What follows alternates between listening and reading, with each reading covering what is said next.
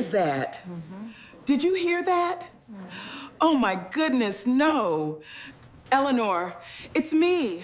I've come home. Is that truly you? Oh my God, I thought I'd never see you again. I apologize, ma'am. I seem to have the wrong address. This is my home, sir. I've lived here for 50 years.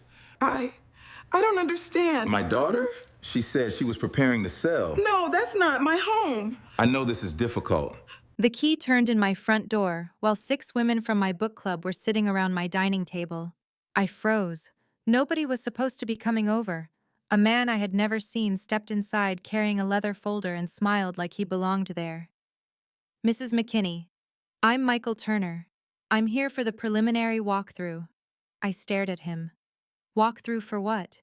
His smile disappeared. The house. Your daughter said you were preparing to sell. My friends went completely silent. My house is not for sale. Michael looked down at the key in his hand, then back at me. Ma'am, Allison gave me this key herself. And that was the moment I realized my daughter hadn't just been talking about my future. She had started planning it without me. If your own child did this, what would you do? Like and subscribe if you enjoy emotional family stories, and tell me in the comments how you would have reacted. I'd also love to know where you're watching from and what time it is there. For several seconds, nobody moved. Michael Turner stood just inside my front door, with the key still between his fingers. Behind me, 6 women who had known me for years sat around my dining table in complete silence. Dorothy was the first to move. She slowly set down her coffee cup. I looked at Michael. Who told you I was selling my house? His expression changed immediately. The confidence disappeared from his face, replaced by the uncomfortable realization that something had gone terribly wrong. Your daughter, he said carefully. Allison. I know her name. I'm asking what she told you. Michael glanced toward the dining room. I think perhaps we should discuss this privately. No. The word came out sharper than I intended. These women just watched you unlock my front door. Whatever explanation there is, they can hear it too. Patricia folded her hands on the table. Nobody said a word. Michael closed the door behind himself, but remained standing near it. He opened the leather portfolio he was carrying. Mrs. McKinney, I want to apologize. I genuinely believed you were expecting me. I wasn't. I understand that now. He took out his phone. I was contacted by Allison about 3 weeks ago. She said she was helping her mother prepare a property for sale. 3 weeks. That detail landed harder than I expected. This had not been something Allison decided that morning. Show me. Michael hesitated. Then he turned the phone toward me. I read the message at the top of the screen. Hi, Michael. I'm handling the sale for my mother. She's getting older and the house has become too much for her. We'd like to understand what needs to be done before listing. My stomach tightened. Handling the sale for my mother. Not considering. Not discussing. Handling. I scrolled carefully while Michael held the phone. Another message mentioned that I was planning to move into a smaller senior community. I looked up. I'm not moving to a senior community. Michael's face reddened. I was told you were considering one. I'm considering replacing the dishwasher. A nervous little sound came from someone at the table, but nobody laughed. I continued reading. Allison had told him the stairs were becoming difficult for me. That part was technically true. My knees were not what they had been at 40. She told him the yard had become burdensome. Also true. I had complained about raking leaves more than once. But my daughter had taken ordinary complaints and arranged them into a story, where I was already halfway out the door. How did you get this key? I asked. Michael looked at it. Allison gave it to me yesterday. She said you had book club this afternoon, but that it would be fine for me to stop by near the end. My chest went cold. She knew. She knew exactly where I would be. And what were you planning to do? A preliminary walkthrough. Nothing contractual. I wanted to see the condition of the property and talk about possible preparation before listing. I also mentioned taking a few reference photographs if you approved. If I approved, yes, ma'am. Did Allison tell you I already had? Michael paused. She gave me the impression you were aware of the process. That was a careful answer, and I respected him for not pretending otherwise. Have I signed anything? No. Is my house listed anywhere? No. Can Allison sell it without me? Absolutely not. That answer allowed me to breathe again. Michael explained that there was no listing agreement, no signed authorization from me, and no legal transaction underway. He had believed this meeting would be the beginning of that process. Then he held the key toward me. I think this belongs to you. I stared at it. I recognized the little blue rubber ring around the top. I had given that key to Allison 4 years earlier, 3 months after George died. I remembered the conversation. Keep this in case something happens to me. An emergency key, not a permission slip. I took it from Michael. Thank you. I'm very sorry, Mrs. McKinney. I believe you. And I did. He had walked into my home, but suddenly he felt less like the intruder than the person who had sent him. Michael left without taking a single photograph. The moment the door closed, everybody started talking. Patricia wanted me to document what had happened. Someone else wanted me to call the police. Another friend insisted I change the locks immediately. I barely heard them. I kept staring at the blue-ringed key in my palm. One by one, the women collected their handbags and hugged me goodbye. Nobody mentioned the book we had been discussing. Dorothy stayed. She had been my friend for 27 years, long enough to know when I needed conversation and when I needed silence. She began collecting coffee cups. You don't have to do that, I said. I know. I sat at the dining table. George's chair was still at the opposite end. 4 years after losing him, I still thought of it that way. Dorothy carried 2 cups into the kitchen, then returned. Call her. I looked at her. I'm afraid of what she's going to say. Dorothy sat beside me. I think you're more afraid she won't have a good explanation. That was exactly it. I picked up my phone. Allison answered on the 4th ring. Hi, Mom. Her voice sounded normal. That almost made it worse. Allison, a man unlocked my front door today. Silence. Not surprise. Silence. You knew he was coming. Mom, did you give Michael Turner my house key? Another pause. Yes, but let me explain. I closed my eyes. You gave a stranger a key to my house. He's not a stranger. He's a licensed realtor. He was a stranger to me. Dorothy looked away, giving me whatever privacy was still possible. Allison sighed. Mom, I was trying to get ahead of things. Get ahead of what you know. This house is too much for you. There it was. Not an apology, a justification. You complain constantly about the yard. You hate the stairs. The property taxes went up again. You're alone in that huge place. I live here, Allison. I know. No, I don't think you do. Her voice became impatient. I'm trying to help you make a decision before you're forced to make one. Who is forcing me? That's not what I meant. Then what did you mean? She started listing things. My knees, the gutters, the furnace that would eventually need replacing, the upstairs bedrooms I rarely used. Each argument sounded almost reasonable by itself. Together they sounded like a closing statement in a trial I had never agreed to attend. I'm 67, I said. Not 97. I never said you were helpless. You sent a man into my home because apparently I'm too helpless to decide whether I want to sell it. That isn't fair. I almost laughed. Fair. My daughter wanted to discuss fairness. You could have asked me. I have tried. No. You've suggested downsizing. I said I wasn't ready.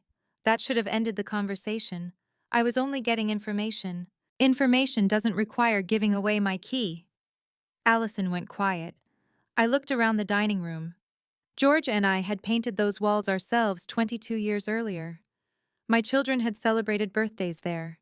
I had held my husband's hand in that room after the doctor told us his treatment had stopped working. To Allison, perhaps it had become square footage. To me, it was still my life. Michael showed me your messages, I said.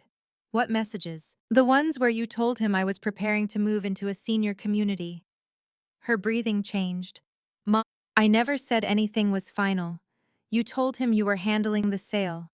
That was shorthand. For what? No answer. I stood and walked toward the window. Across the street, somebody was walking a golden retriever. A delivery truck rolled past. Everything outside looked ordinary. Inside my house, something fundamental had shifted. Allison. What exactly did you tell that man I had agreed to silence? I waited. 5 seconds. 10. Allison. She still didn't answer. And in that silence, I understood something that frightened me more than anything Michael Turner had said. My daughter wasn't struggling to remember what she had told him. She was deciding how much of the truth she could afford to tell me. Allison, I'm still here. Then answer me.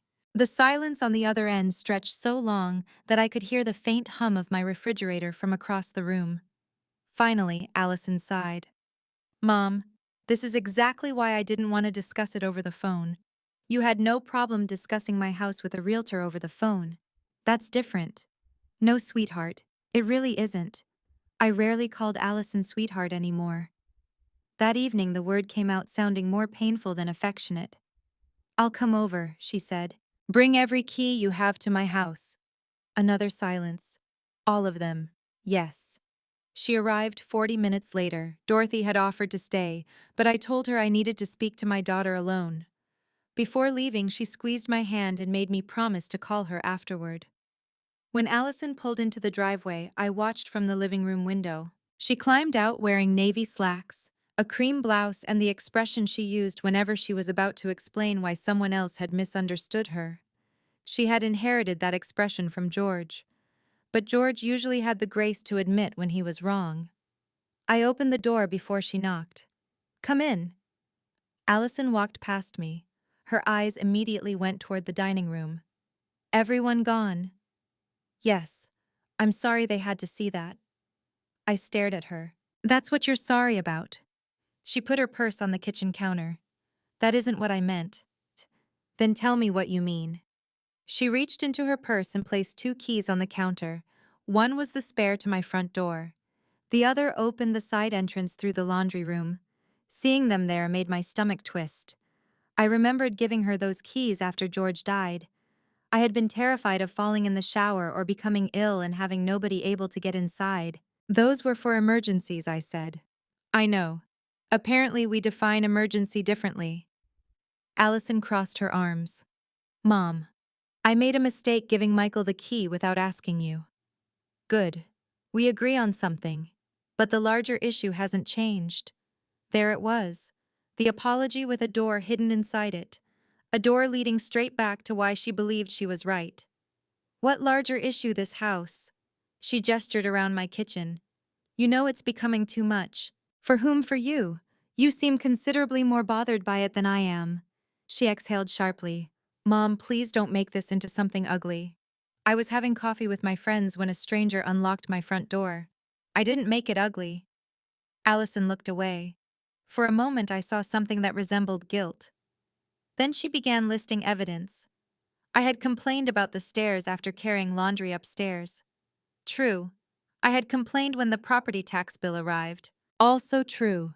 I had paid someone to clean the gutters instead of letting Brian do it during Thanksgiving. True again.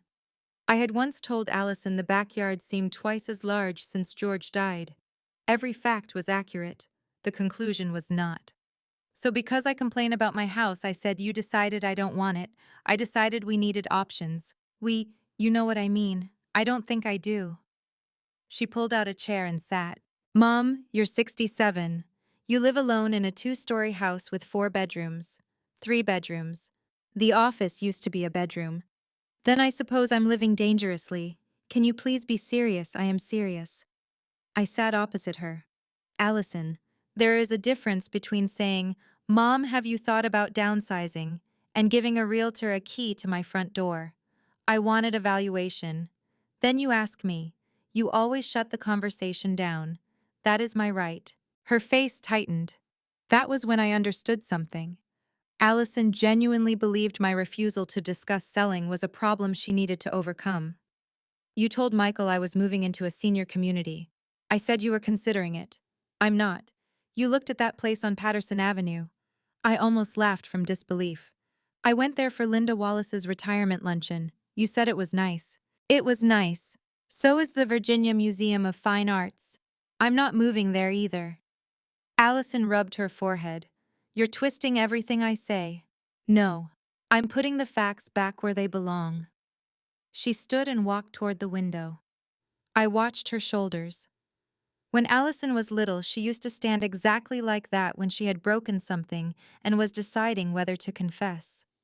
I remembered her at 8 years old after knocking over George's favorite lamp. She had cried before he even noticed. Now my daughter was 39, and I couldn't tell whether she felt guilty or simply frustrated that I had interrupted her plan.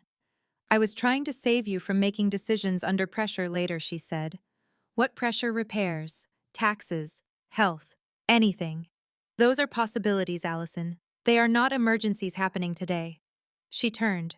You don't understand how expensive this place could become. Something about the sentence caught my attention. Not what she said. How certain she sounded. What did Michael tell you the house was worth? Her expression shifted. Barely. But I saw it. I don't remember exactly. Try. Mom. How much? How much? She hesitated. Around 480,000. The room seemed to become very quiet. I leaned back. Interesting. What Michael never discussed a price with me. So, so you said this was about getting a valuation? Yes, but you already had one. It was preliminary. How preliminary? Allison reached for her purse. I don't know what you want me to say. I want you to tell me how long you've been discussing my house with that man. She stopped. Not long. 3 weeks. Her eyes snapped toward mine. Michael had mentioned the timeline. Allison apparently hadn't expected me to remember it. You've been discussing my house for 3 weeks. We exchanged a few messages. What else? Nothing important. Photography. She said nothing. Staging, still nothing. Closing timeline. Her jaw tightened. I felt a chill move through me. Allison, did you discuss how quickly my house could be sold? I asked general questions. Why? Because that's what people ask realtors. People selling houses ask realtors those questions. She grabbed her purse. I'm not doing this all night. You walked into my house to explain yourself. And obviously, you've already decided I'm some terrible daughter trying to throw my mother into a nursing home. I never said that. You didn't have to. She moved toward the front door. I followed her. Did Scott know? That stopped her. She turned slowly. Know what? That you were talking to Michael. Her eyes shifted away for half a second. It was enough. Allison, Scott knows we've talked about you downsizing. That wasn't my question. I'm leaving. She opened the door. Why are you in such a hurry for me to sell? She froze with one hand on the doorknob. For the first time that evening, the anger disappeared from her face. Something else replaced it. Fear. It lasted only a moment.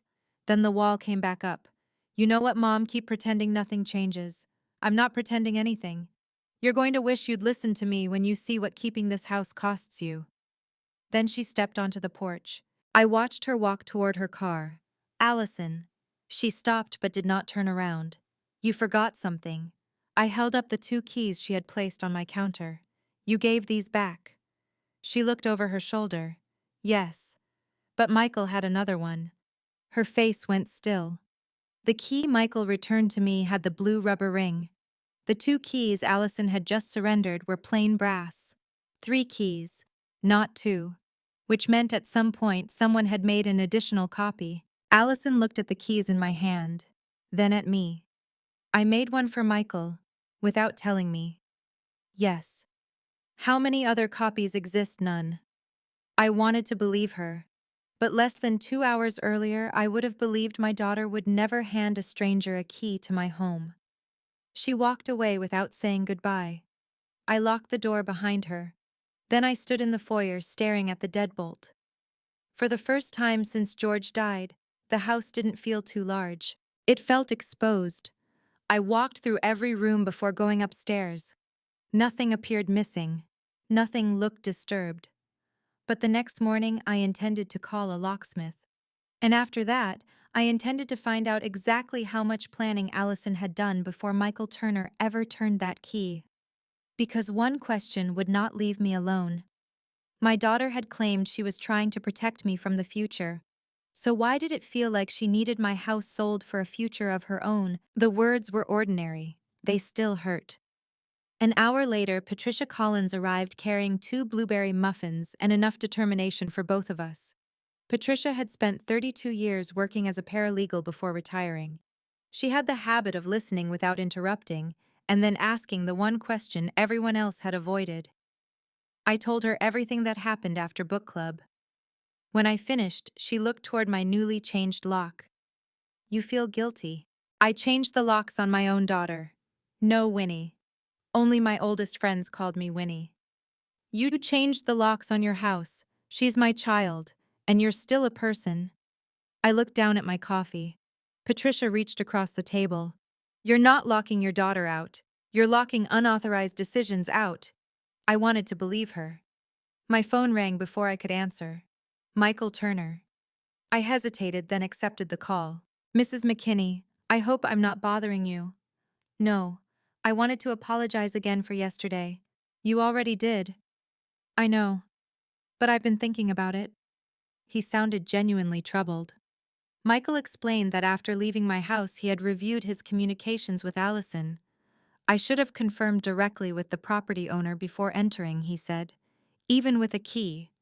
I appreciated hearing him take responsibility. Then he said something that caught my attention. I also want to make sure there's no confusion regarding the comparative market analysis. The what? He paused. The market analysis I prepared. For my house. Yes. When last week? I sat straighter. Patricia noticed immediately. Who asked you to prepare it, Allison? And you sent it to her? Yes. What did it say? Michael hesitated. It was an estimated range based on comparable properties, not an appraisal. Your daughter asked what the house might reasonably list for if you decided to proceed. That explained Allison's $480,000 comment. How much have you two discussed? There was a pause. Quite a bit. My hand tightened around the phone. Michael, I want to see every communication concerning my property that you're permitted to provide. I understand. He promised to speak with his broker and send me the appropriate records. 25 minutes later, an email appeared. Patricia moved her chair beside mine. I opened the attachment. There were screenshots and copied email exchanges. At first they looked almost harmless. Allison had asked about neighborhood sales. Then staging. Would older furniture make the house harder to market? Would repainting increase the price? How much would closing costs likely be? Could a cash buyer complete the transaction faster? How much notice would be needed before professional photographs? Each question made the knot in my stomach tighter. This isn't someone casually checking a house value, Patricia said. I know. I scrolled farther. One exchange concerned the fact that I still lived in the property. Michael had written, before we schedule any photography or showings, I'll need to coordinate directly with your mother and complete the appropriate listing paperwork. Allison replied, understood. She gets overwhelmed by big changes, so I'm trying to have everything organized before we involve her in the details. I read that sentence 3 times. Before we involve her. Her. The homeowner. Me. Patricia touched my arm. Keep reading. Another message. Michael had apparently asked whether I was definitely committed to moving. Allison's response was longer. My mother is sentimental about the house because my father died a few years ago. She knows downsizing is the practical choice, but she may resist once things feel real. I'm trying to avoid unnecessary drama. Unnecessary drama. I thought about all the times I had helped Allison. When she was 23 and her first apartment lease fell through, she lived with us for 6 months. When she married Scott George, and I helped pay for the reception. When their first child was born, I spent 3 weeks cooking meals and doing laundry. I had never kept score. Mothers aren't supposed to. But somewhere along the way, my daughter had apparently begun seeing my emotions as inconveniences. Then I found the sentence that changed everything. Michael had asked, will your mother be comfortable with me doing a preliminary walkthrough Thursday afternoon? Allison answered, my mother won't be a problem once she understands this is happening. I stopped breathing for a second. Patricia whispered, oh, Winnie. Not once she agrees. Once she understands this is happening. As though the decision had already been made. As though my only remaining role was acceptance. I pushed away from the laptop. I need a minute. I walked to the sink. Outside sunlight covered the backyard. George's old bird feeder hung from the maple tree. A cardinal landed on it, then disappeared. I raised her in this house, I said. Patricia said nothing. I taught her to ride a bicycle in that driveway. My voice cracked. When she got her heart broken in college, she slept in the upstairs bedroom for a week, and I brought her tea every night. I turned around. How does someone go from being your child to deciding your feelings are an obstacle? Patricia's expression softened, usually one justification at a time. I returned to the laptop. There were only a few messages left. I almost closed it. Then I noticed one dated 3 days earlier. Allison had asked Michael about timing. If everything moved smoothly, how quickly could an occupied property be prepared, listed, and potentially closed? Michael gave a general answer. He explained that timing depended on preparation, buyer financing, inspections, title work, and other factors. Allison responded, "We may need to move faster than that." Michael asked, "Is there a particular deadline?" Her reply was short, "I need to know whether this could move quickly enough for the deposit before the end of the month." I stared at the screen. Patricia leaned closer. "What deposit? I don't know. Did she ever mention buying something?" "No. A business investment. Number helping one of the kids?" "No." I read the message again. The deposit. Not a deposit. The deposit. Something specific. Something Allison assumed Michael would understand from earlier conversations. Suddenly her urgency made sense in a way that frightened me. The senior community. The staging questions. The cash buyers. The closing timeline. The copied key. This wasn't just about whether I would eventually be happier somewhere smaller. My daughter had a deadline, and somehow she believed selling my house could help her meet it. My phone was lying beside the computer. For one reckless second, I wanted to call Allison immediately and demand an explanation. Patricia stopped me before I reached for it. "Don't." "Why?" "Because yesterday you asked questions while you were hurt. Today you have information." She pointed toward the screen. "Find out what you're dealing with before you give anyone another opportunity to explain it away." I knew she was right. So instead of calling Allison, I created a folder on my laptop. I saved every email Michael had sent me. Then I printed the message about the deposit. The printer hummed across the room. When the page slid into the tray, I picked it up. One sentence sat in the middle of the paper. "I need to know whether this could move quickly enough for the deposit before the end of the month." For the first time since Michael Turner unlocked my front door, I stopped asking why Allison thought I should sell my house. A much more frightening question had taken its place. What had my daughter already promised someone using money she expected to get from me? That night, I barely slept. Every time I closed my eyes, I saw the same sentence: the deposit before the end of the month. At 3 in the morning, I finally gave up and went downstairs. The house sounded different at that hour. George used to joke that old houses talked when everyone else stopped. Pipes clicked, floorboards settled, the refrigerator hummed. I made tea and sat at the kitchen table.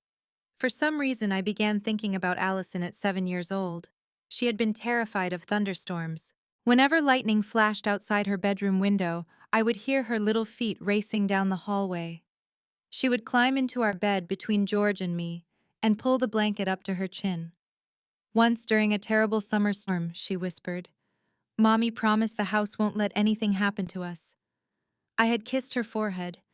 "This house is strong." I remembered that sentence now. The little girl who once believed our house protected her had grown into a woman trying to decide when I should leave it.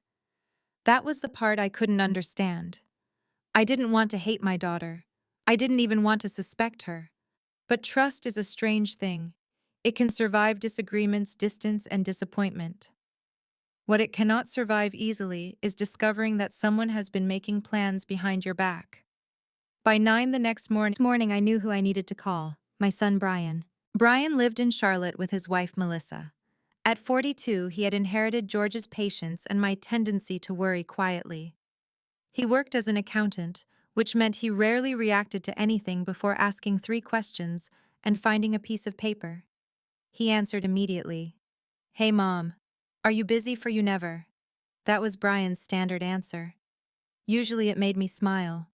That morning it almost made me cry. I need to ask you something about Allison. His tone changed. What happened? I told him about Michael. There was a long pause. She gave a realtor your key. Yes, without asking yes. That doesn't make sense. She says she was helping me. Brian exhaled. Okay. That was obviously way over the line, but maybe she panicked about you being alone in that house. I closed my eyes. There it was again. Concern. Everyone seemed eager to wrap Allison's actions in concern. Brian, she told the realtor I was preparing to sell. Another pause. She did. She told him I was considering a senior community. You've talked about downsizing before. I've talked about winning the lottery too. That quieted him. Then I told him about the emails, the staging questions, cash buyers, closing timelines. Finally, the message about the deposit. Brian stopped trying to explain Allison's behavior. Mom, send me those emails. I will. Don't sign anything. I haven't. And don't agree to anything just because she says it's urgent. I'm not planning to. I was silent for a moment. Then he said something unexpected. She called me. When? A few weeks ago. My hand tightened around my mug. What did she want? She asked whether you'd ever talk to me about selling the house. My heartbeat quickened. What did you tell her? I said you'd mentioned that the stairs were annoying and that maybe someday you'd want something smaller. And what did she say? Brian hesitated. She said, Mom is basically ready. She just needs help accepting it. I stared at the kitchen wall. Basically ready. Another phrase designed to turn my uncertainty into consent. Why didn't you tell me? Because I didn't think there was anything to tell. I thought you two were already discussing it. That was when the pattern became clear. Allison had not simply misled Michael. She had been creating a version of me for everyone else. A mother who was ready to move. A widow overwhelmed by her home. An older woman resisting a decision she secretly knew was necessary. Once enough people believed that version, perhaps Allison thought I would eventually believe it too. After I hung up, I went upstairs to the small room George had used as his study. I kept important documents in a locking file cabinet there. I pulled out everything connected to the house: the deed, property tax statements, homeowner's insurance, old mortgage records. George had paid off the remaining mortgage 6 years before he died. I still remembered the dinner we had that night. He bought a $20 bottle of champagne and toasted to never owing another bank for the roof over our heads. I found the folder from his estate. My throat tightened when I saw his handwriting. House, insurance, trust, Winnie. George had always called me Winnie when nobody else was around. I sat on the floor beside the cabinet and opened it. Everything appeared organized. Too organized, perhaps, because I noticed something almost immediately. One plastic sleeve was empty. The label read, Property Document Copy. I frowned. The original deed was in another folder. This had been only a photocopy. I tried to remember removing it. Maybe I had given it to the insurance company. Maybe George had moved it before he died. Maybe I had taken it downstairs years ago and forgotten. I refused to accuse Allison without evidence. Still, I wrote it down. Missing property document copy. Patricia had taught me that documentation mattered more than suspicion. My phone rang. Brian again. Mom. I remembered something. His voice sounded different, more serious. What that conversation with Allison? She asked me another question. I waited. She wanted to know about Dad's trust. I looked at the folder in my lap. What about it?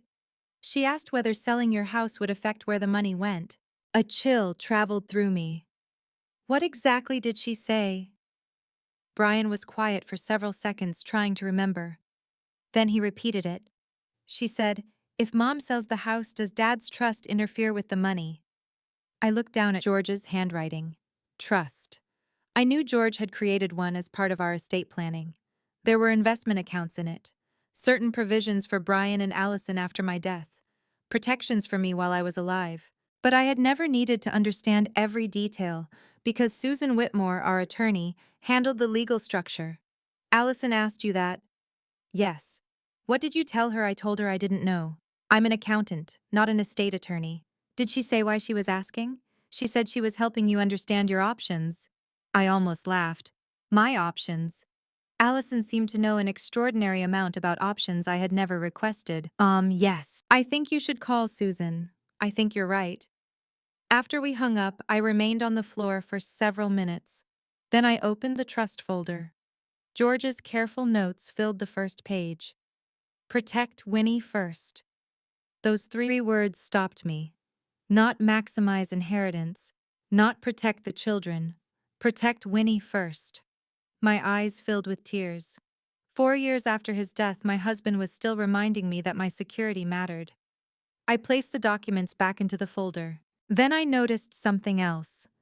A small yellow sticky note attached to an old estate summary. It contained Susan Whitmore's office number. I picked up my phone. Before I could dial, another thought stopped me. Why had Allison asked Brian about the trust before she ever gave Michael Turner my key? That meant the realtor had not been the beginning.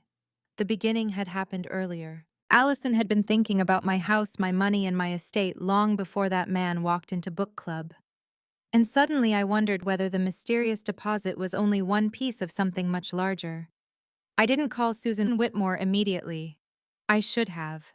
Instead, I called my daughter. Maybe that sounds foolish after everything I had discovered, but there was still a part of me that wanted Allison to explain herself before I involved an attorney. I wanted one honest conversation. No realtor, no emails, no carefully chosen phrases about helping me. Just my daughter and the truth. She answered after 2 rings. Mom, we need to talk. I thought we already did. Not about the deposit. Silence. That silence told me more than any answer could have. What deposit? She finally asked.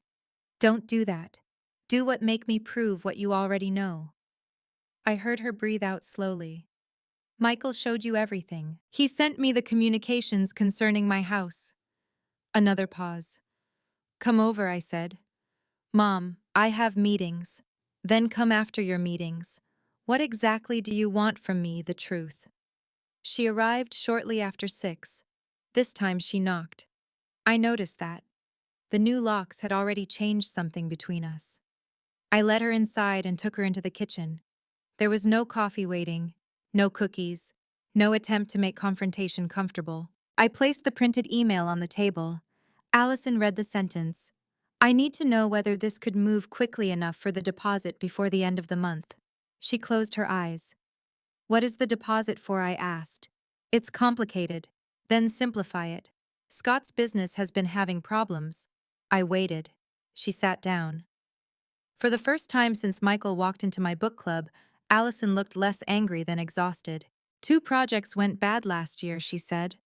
One client refused final payment because of a dispute over the work. Another development got delayed, and Scott had already ordered materials. How bad? She rubbed her hands together. Bad. That isn't a number. Mom, please. You were prepared to put my house on the market. I think I've earned more than bad. She looked at me.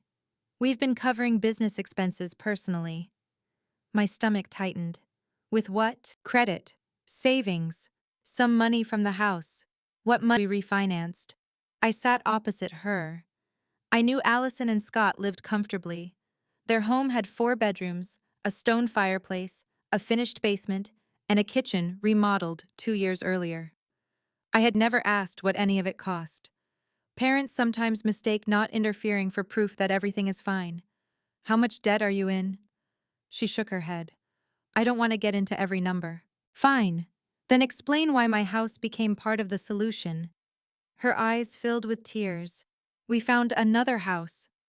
I stared at her. What a smaller one. For one absurd second, I almost laughed. You've spent weeks telling me my house is too large while you're trying to buy another one. It's cheaper than ours. Then sell yours. That's part of the plan. The pieces began moving into place. Allison explained that she and Scott had been looking at a newer, smaller home, farther outside Richmond. Selling their current house could reduce their monthly expenses and free some equity. But there was a problem. They needed money for the next purchase and enough breathing room to stabilize Scott's company. The deposit, I said. She nodded. We were trying to figure out how to make everything line up. We all of us. No, Allison, you and Scott. She looked down. You were never part of this plan with me. I thought if you sold this house, you could buy something smaller outright. And she hesitated, and you'd have money left. There it was, the sentence I had been waiting for. How much? What? How much of my money did you calculate would be left? Mom, I didn't calculate your money. Then why were you asking about a $480,000 sale? She didn't answer. I leaned closer. How much? Her voice dropped. Maybe 200,000 after you bought something smaller. I felt physically cold. My daughter had mentally sold my house, bought me another one, and counted what remained. All without me. And then what we would have asked for help. Asked, yes. After you had already arranged everything, so saying no would hurt your family. That's not fair. Stop saying that. My voice rose for the first time. You gave away my key. You told a realtor I was preparing to move. You discussed cash buyers and closing dates. Now you're telling me you had already estimated how much money I might have left. Do not stand in my kitchen and lecture me about fairness. Allison began crying. I hated seeing it. That was the terrible thing about being a mother. Someone can wound you deeply, and part of you still wants to reach across the table when they cry. But I kept my hands in my lap. I wasn't trying to steal your house, I know. She looked surprised. I believe you. Then why are you treating me like a criminal? Because not intending to steal from me doesn't mean you had the right to plan my life. She wiped her face. I thought you would agree eventually. That sentence hurt almost as much as the emails. You thought my consent was inevitable. I thought you'd understand. No. You thought you could create enough momentum that stopping you would make me the selfish one. Her mouth opened. Nothing came out. I continued. You'd find the realtor, get the valuation, pick the senior community, discuss the timeline. Then you'd come to me with everything already arranged. That wasn't what she couldn't finish. I thought about Brian's call. There's something else. Allison looked tired. What? Why did you ask Brian about your father's trust? Her face changed, only slightly, but enough. He told you he did. I was curious about whether selling my house would affect the money. I didn't understand how Dad structured everything. Neither do I. That's why I'm calling Susan. Allison looked up sharply. You're calling a lawyer. She is my lawyer. Mom, you're making this bigger than it needs to be. No. I think I've spent several days discovering how big it already became without me. She stood. I can't do this. I stood too. One more question. I'm done answering questions. This one matters. She picked up her purse. Did Scott know? Her hand stopped. I remembered the hesitation from our previous conversation. This time I was more specific. Did Scott know that I had never agreed to sell? Allison stared at the floor. He knew we'd talked about you downsizing. That isn't what I asked. She said nothing. Did you tell your husband I had agreed to help you financially? Her eyes filled again. Allison. She whispered yes. I felt something inside me sink. How much did you tell him I would give you? I never gave him an exact amount. But you told him the money was coming. I told him you would help us, without asking me. I knew you wouldn't let us lose everything. The words came out with such certainty that I finally understood the real problem. Allison had not believed she was taking something from me. She believed being my daughter entitled her to my rescue. You should go, I said. Mom, please. She walked toward the front door. Before leaving, she turned. We're scared. For the first time that evening, I heard something completely honest. Not entitlement, not strategy, fear. My anger softened, but it did not disappear. I'm sorry you're scared. Her lower lip trembled. But your fear does not give you ownership of my choices. She left. I locked the door behind her. Then I called Brian. I want you here this weekend. What happened? I think it's time all four of us sit at the same table. All four, you, me, Allison, and Scott. There was a pause. Are you sure? Yes. I looked toward the dining room where George and I had hosted countless family dinners. I want to know exactly what Scott thinks I promised. Because Allison had admitted one lie. Now I needed to find out how many decisions had been built on top of it. Saturday evening, I set the dining table for 4. For 20 minutes, I stood in my kitchen wondering why I was making pot roast. It had been George's favorite. Every Sunday during the colder months, I used to put one in the oven before church. By the time we came home, the whole house smelled of onions, carrots, rosemary, and garlic. Allison used to steal carrots from the serving dish. Brian always wanted extra gravy. For one foolish moment, preparing that meal made me feel as though I could cook us backward in time. Back to when my children were simply my children. Before houses became assets. Before inheritance became a question. Before I needed to change my locks. Brian arrived first. He hugged me longer than usual. "You okay? I'll be better when I understand what happened." He noticed the folder beside my place at the table. "You printed everything Michael sent me." Brian nodded. At 6:20, Allison and Scott arrived. Scott hugged me awkwardly. He looked exhausted. There were dark circles under his eyes, and he had lost weight since Christmas. Allison barely looked at me. Dinner began politely, painfully politely. Brian asked Scott about work. Scott said things were challenging. Allison asked whether I had planted tomatoes. I said not yet. We discussed weather traffic and one of Brian's children applying to college. Nobody mentioned the reason we were there. For half an hour we pretended. Then I looked at George's empty chair. I had deliberately left it unused. Scott noticed me staring. "Your pot roast tastes exactly like George's birthday dinners," he said quietly. "He loved having everyone around this table." Allison's fork stopped moving. I put down my napkin. "That's why I wanted us here." The room changed. I reached for the folder. Allison closed her eyes briefly. "Mom, we already talked about this. You and I did. Scott and I haven't." Scott looked between us. "What exactly is going on?" I slid the first page across the table. It was Allison's initial message to Michael. Scott read it. Then another. Then another. His expression became increasingly confused. Finally, he reached the message about the walkthrough. He looked at his wife. "You gave him a key?" Allison stiffened. "We've been through this." "I haven't." Scott turned toward me. "Winifred, I swear I didn't know she did that." Allison's face flushed. "Scott, don't. Don't what you told me Michael was doing an evaluation." "He was. You said your mom knew." The words landed heavily. I looked at Allison. "You told him I knew?" She said nothing. Scott continued. "You told me she was ready to sell." I said she was coming around. "No, you said she had agreed, it made sense." Brian leaned forward. "Did Mom ever tell you that directly?" Scott looked embarrassed. "No." "Then why did you believe it?" "Because Allison said they'd been talking about it for months." I watched my daughter carefully. She stared at her plate. Scott pushed the papers away. I knew Allison had contacted a realtor. I knew she wanted to understand what this house might sell for. I did not know she gave anyone a key. And I definitely didn't know you hadn't agreed to the walkthrough. His voice cracked slightly. "I thought you were part of this." For the first time, Allison looked trapped. Not by me. By the gap between the stories she had told different people. I took out the email mentioning the deposit. "Did you know about this?" Scott read it. His jaw tightened. "Yes." Allison whispered his name. He ignored her. "We've been looking at another house. I know that now. And I thought you had offered to help us bridge the gap." "I offered nothing." Scott turned toward Allison. "You told me she would help." She would have. Allison's voice exploded across the table. We all went silent. She pushed back her chair.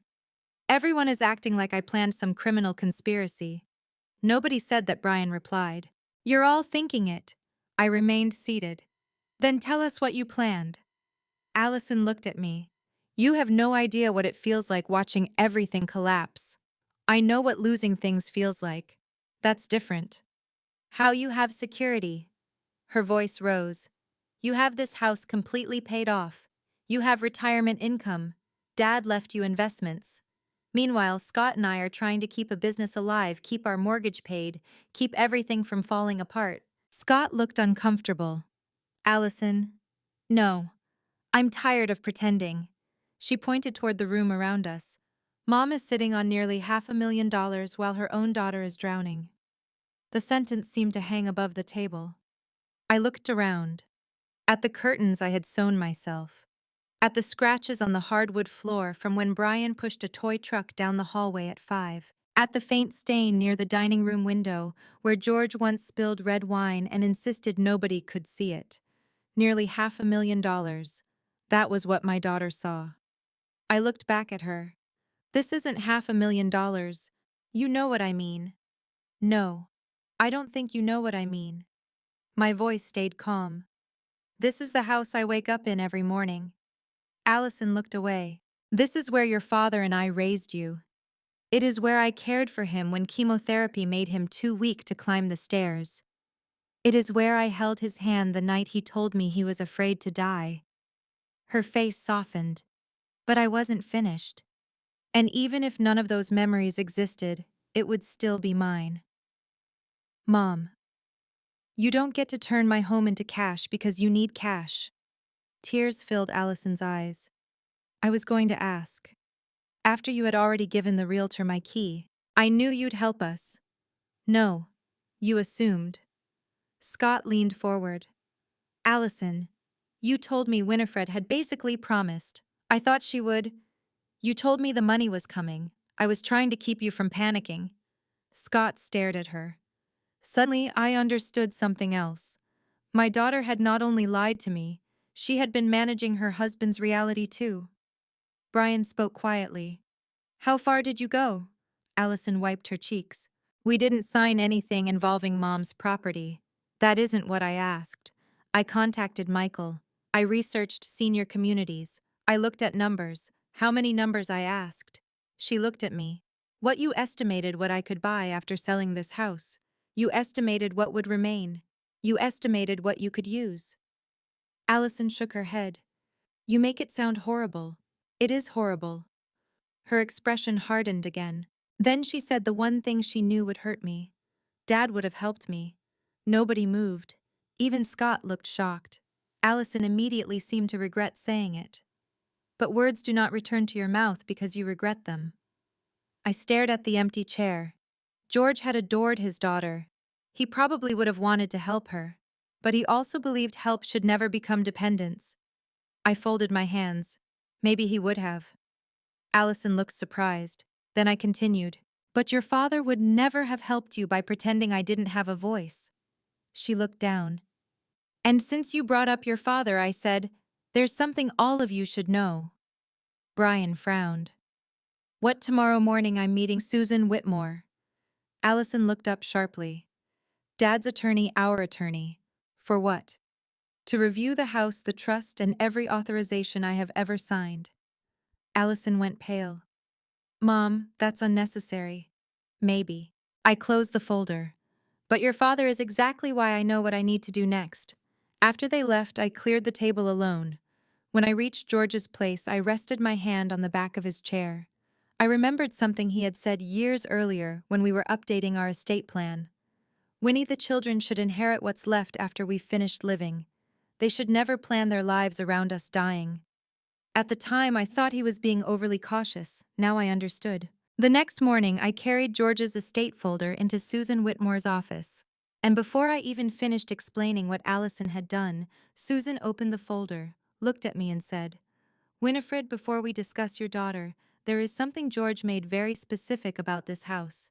Susan Whitmore had been our attorney for nearly 18 years. She was 53 now, with silver beginning to show in her dark hair, and the calm manner of someone who had spent most of her career watching families discover that money could turn ordinary disagreements into permanent wounds. Her office was in a restored brick building near downtown Richmond. George used to like coming there. Not because he enjoyed lawyers, he always said, but because Susan kept good coffee. That morning I couldn't touch mine. Susan opened the folder I had brought and looked at me across her desk.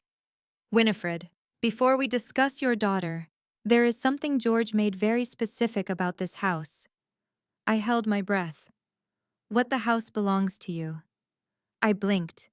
I know that. I don't mean emotionally. I mean legally and completely. She pulled out several documents. When George and I updated the estate plan, he was very concerned about making sure you retained independent control of your home if he died first. Why? Susan smiled faintly. You remember what happened to his mother? Of course I did. George's mother, Eleanor, had been 78 when her health began declining. George's older brother had gradually taken over her bills, bank accounts, and household decisions. At first, everyone called it help. Then Eleanor discovered she needed permission to spend her own money. George never forgot it. He told me once, Susan continued, that getting older should not mean becoming a guest in your own life. My throat tightened. That sounded exactly like him. Susan turned the deed toward me.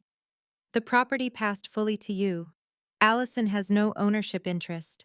Brian has no ownership interest. Neither of them has any authority to list or sell the house, so Allison couldn't have sold it. No, even with the key. Susan gave me a look. A key opens a door, Winifred. It doesn't transfer title. Despite everything, I smiled. It was the first time I had smiled in 2 days.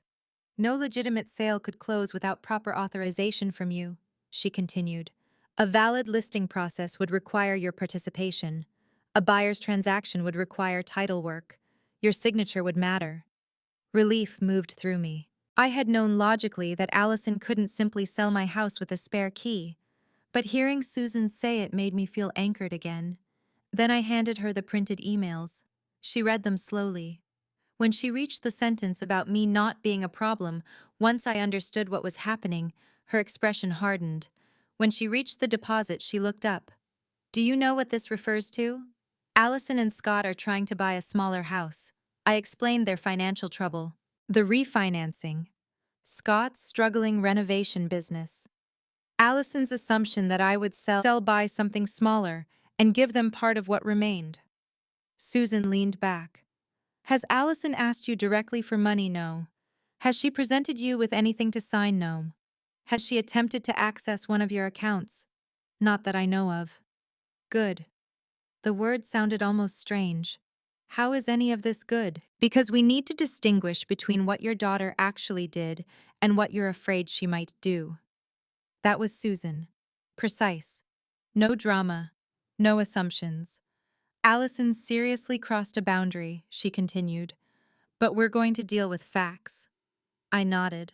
Then I remembered Brian's question. What about George's trust? Susan's eyes narrowed slightly. What about it? Allison asked Brian whether selling the house would affect where the money went. Susan was quiet. Then she opened another section of the folder. The family trust and the house are separate matters. She showed me a summary. George and I had funded the trust primarily with investments and savings accumulated over our marriage. I understood the basics, but Susan explained it again. During my lifetime, the structure was designed first to support my needs. Brian and Allison were eventual beneficiaries, but they did not have the right to demand distributions simply because they wanted money. So Allison doesn't own part of the trust now? No. Can she force me to give her anything? No. What if I sell the house? That doesn't suddenly create an entitlement for either child. I let out a breath. Susan studied me. Winifred, I want you to hear something clearly. I waited. Your children may inherit from you someday. That does not mean they currently own your future inheritance. Something about those words hit me hard. Future inheritance. Allison had begun treating tomorrow as though it belonged to her today. I thought about what George had written. Protect Winnie first. I told Susan about the note. She smiled sadly. That was very much his philosophy. Then her expression became serious again. We should review every authorization currently associated with your finances. What do you mean? Anyone permitted to communicate with banks, emergency contacts, account access, powers of attorney, anything you may have signed after George died. My stomach tightened again. I don't remember giving Allison anything like that. You may not have. Susan turned to her computer. But you mentioned surgery. 2 years earlier, I had needed a procedure on my hip. Nothing dramatic, but I spent several weeks recovering. Allison had handled groceries, picked up prescriptions, and paid a few household bills for me. I did sign something, I said slowly. Susan looked at me. What? I don't remember exactly. We searched through the folder. Nothing. Then Susan asked whether I had brought the smaller envelope marked medical, temporary. I had. Inside were hospital papers, insurance forms, and receipts. Near the bottom was a document folded in half. Susan unfolded it. My signature was at the bottom. Allison McKinney's name appeared near the top. My mouth went dry. What is that? Susan read silently. A limited financial authorization. I felt panic rise immediately. Limited how? Give me a minute. She continued reading. I watched her eyes move across the page. Every second felt longer than the last. What could she do with it? Susan held up one hand. I need to read the exact terms. I stared at my own signature. I remembered that week vaguely. Pain medication, physical therapy appointments, Allison sitting beside my bed with forms. George had been gone for 2 years by then, and I had been grateful that my daughter was taking care of things. I had signed whatever needed signing because I trusted her. What did I give her? I whispered. Susan finally looked up. There are restrictions here. Can she sell my house? I haven't said that. Can she? Winifred let me finish reviewing it. My hands began trembling. Susan reached across the desk. Don't assume the worst. But that was difficult now, because suddenly I remembered something. During my recovery, Allison had needed copies of certain financial documents, bank information, insurance information, property information. The missing photocopy in George's folder flashed through my mind. Maybe Allison had not taken it recently. Maybe she had received it legitimately 2 years ago, which meant she could still have copies of documents I had forgotten she ever possessed. Susan turned to the second page, then the third. I watched her expression carefully. Finally, she circled a paragraph with her pen. There it is. What the expiration provision? I leaned forward. Susan did not answer immediately. Instead, she pulled the document closer and reread the paragraph. Then she looked at me. Winifred, this document may explain how Allison learned so much about your finances. My heart sank. But before you panic, there's something very important you need to understand about the authority you gave her. I stared at my signature at the bottom of the page. 2 years earlier, I had signed that paper, believing my daughter was helping me recover. Now I needed to know whether the same piece of paper had somehow helped her plan a future in which my house was already sold. Susan kept one finger on the paragraph she had circled. Winifred, look at the date. I leaned across the desk. The document had been signed 2 years earlier, 3 days before my hip procedure. Then Susan pointed lower. This authorization expired 90 days after the effective date. I stared at the sentence. 90 days. Yes. So it isn't valid anymore. It hasn't been valid for almost 2 years. The breath left my chest so quickly that I almost laughed. I covered my face with both hands. Thank God. Susan gave me a moment. Then she said, and even during those 90 days, Allison's authority was limited. I lowered my hands. How limited? Susan turned the document toward me.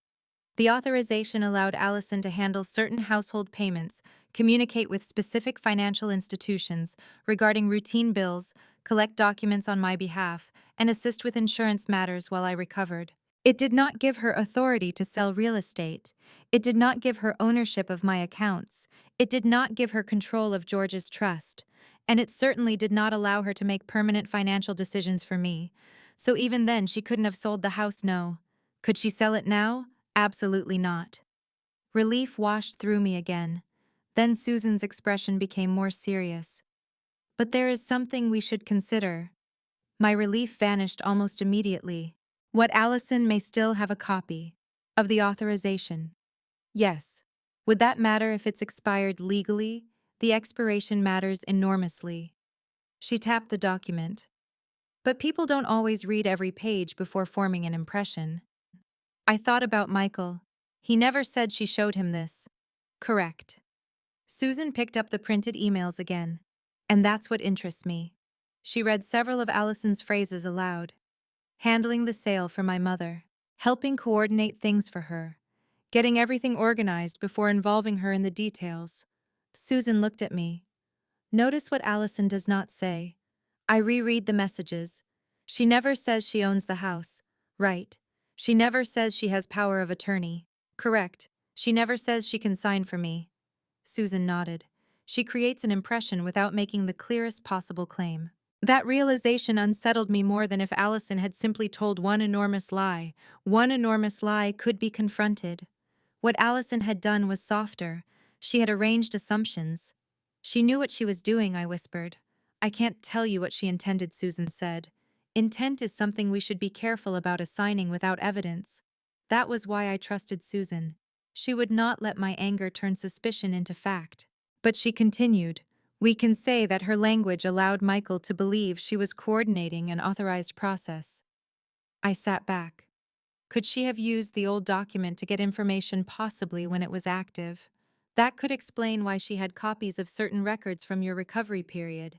But that doesn't mean she recently accessed anything improperly.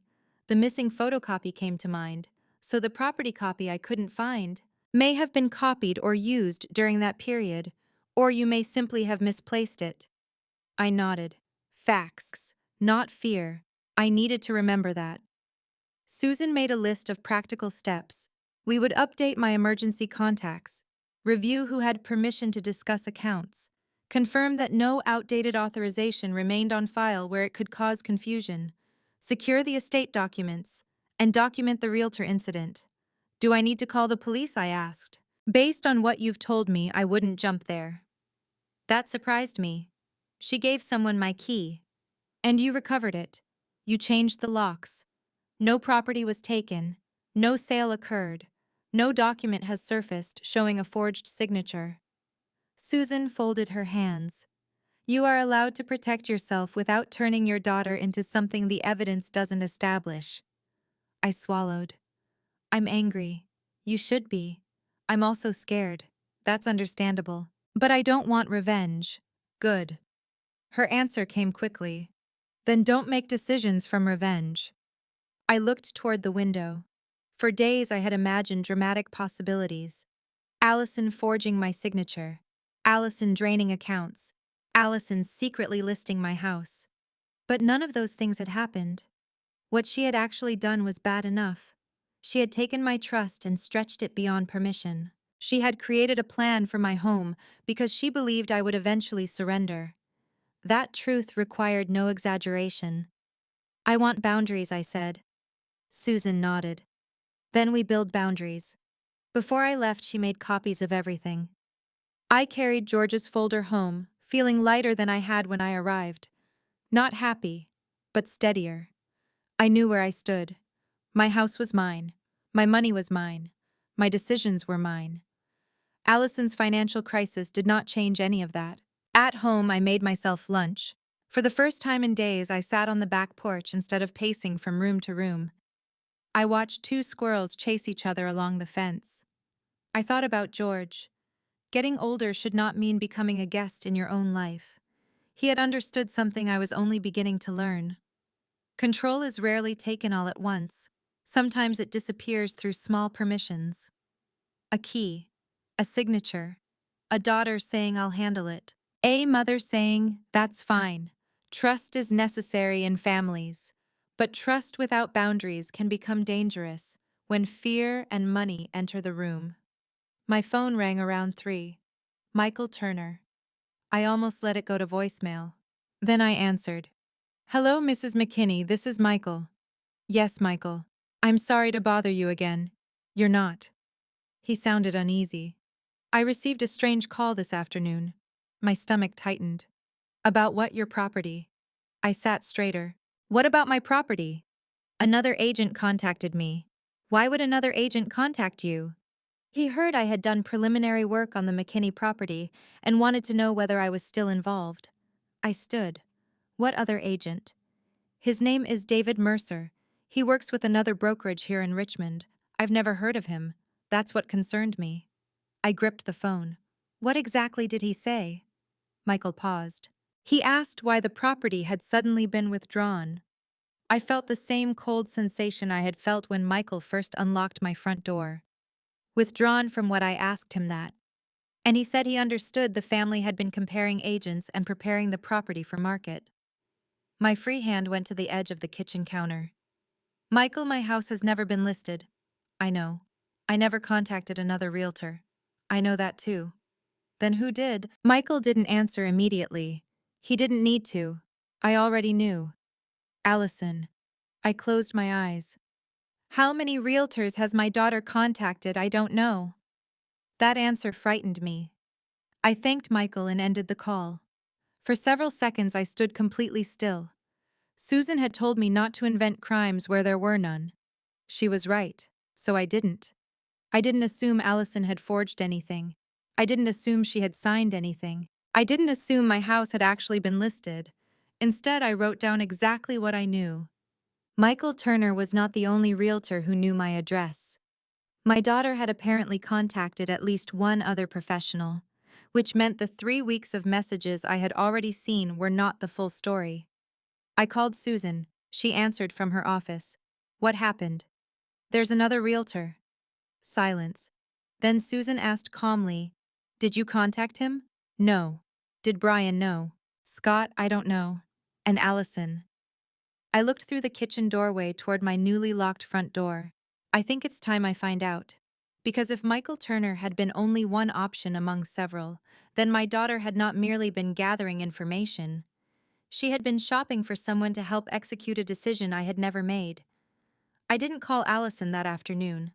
For once, I resisted the urge to confront her before I understood what I was confronting. Susan had taught me something important in less than 2 hours. Facts first, feelings second. So I called Michael back. Can you give me David Mercer's contact information? I can give you his office number. But Mrs. McKinney, I want to be clear, I don't know exactly what he discussed with Allison. That's fine. I'm not asking you to speculate. Michael gave me the number. Before hanging up, he said, For what it's worth, I'm sorry you're dealing with this. So am I. David Mercer answered his office line himself. He sounded younger than Michael, energetic and slightly confused when I introduced myself. Winifred McKinney. Yes. The homeowner. I noticed the emphasis.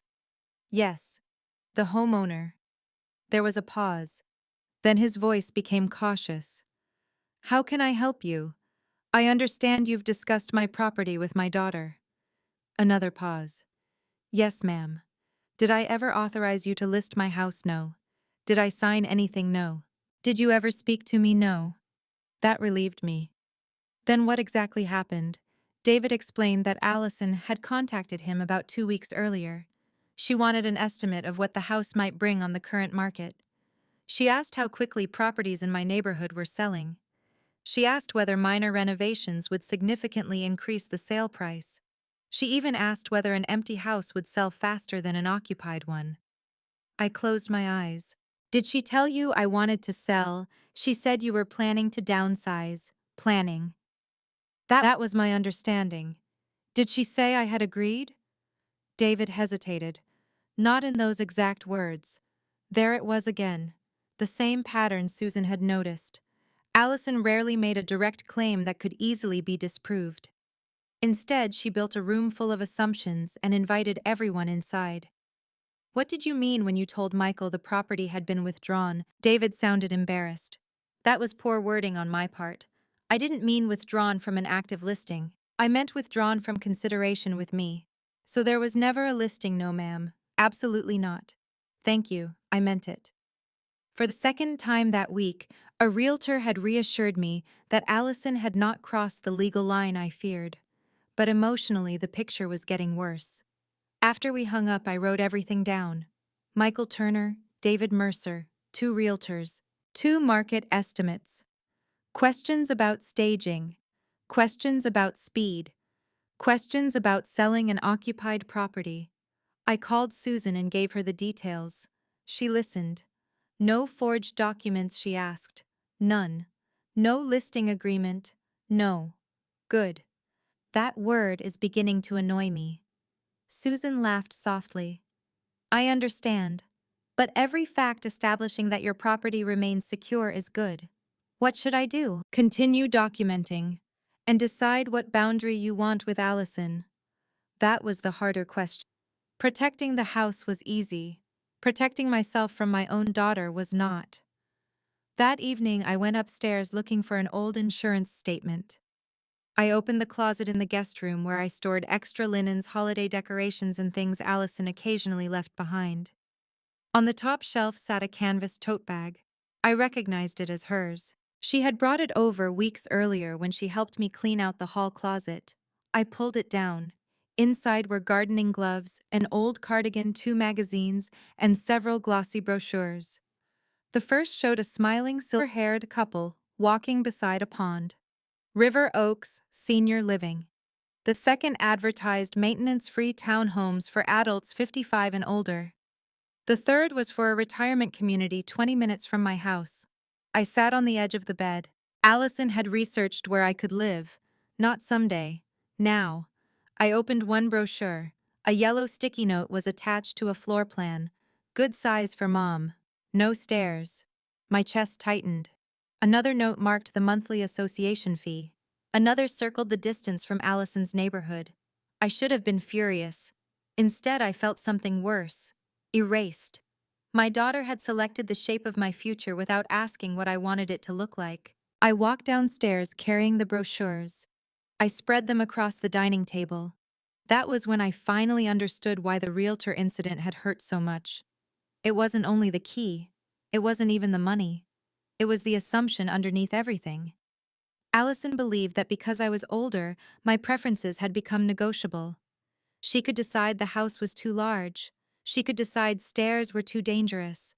She could decide I needed a smaller place. She could decide when my memories became impractical. And if I resisted, she could call it sentimentality. I picked up the brochure marked, "Good size for mom." I thought about George. He had died in the downstairs bedroom after we brought in a hospital bed during his final weeks. One night when I was helping him drink water, he looked around and whispered, "Don't let this house become a shrine to me." I had promised I wouldn't. For 4 years I had kept that promise. I hosted book club. I invited neighbors for Thanksgiving. I planted flowers. I laughed in the kitchen. I lived. Maybe someday I would move.